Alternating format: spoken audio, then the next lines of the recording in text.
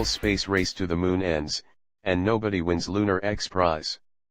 Research teams spent a decade trying to reach the moon and win the $30 million Google Lunar X Prize.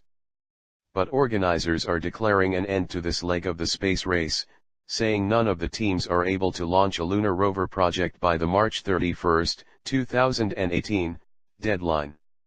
This literal moonshot is hard, X Prize's Peter Diamandis and Marcus Shingles said in a statement about the contest that began in 2007. They said that while they had expected a winner by now, the grand prize will go unclaimed. In the X Prize contest, privately funded groups tried to pull off a soft landing on the moon, something that, before China's Chang'e 3 mission in 2013, hadn't been accomplished since the 1970s. Despite early optimism, the deadline was extended twice, as teams grappled with challenges, from technical and logistical issues to raising money and securing launch contracts. The blanket DNF did not finish designation covers 5 teams from around the world that had been vying to make space exploration history: Moon Express, US, Space IL, Israel, Synergy Moon, International, Team Hakuto, Japan, and Team Indus, India. The race had a grand prize of $20 million, for successfully putting a robotic rover on the surface of the moon. While that bounty and other bonuses will go unclaimed, organizers say they paid out more than $6 million in awards for reaching milestones along the way.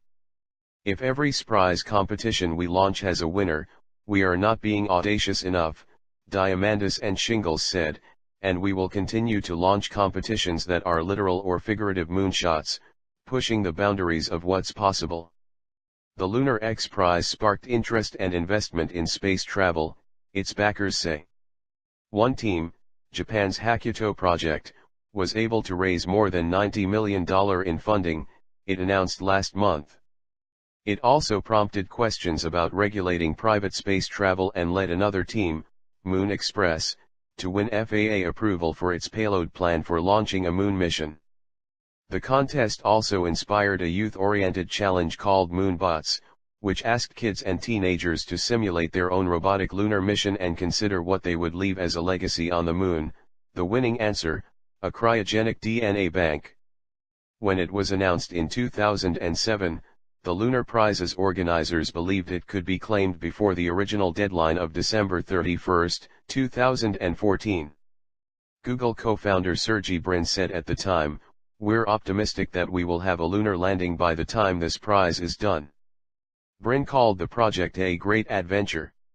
He and many others viewed it as bringing in the next evolution in space travel, with commercial and non-governmental organizations traveling to the moon.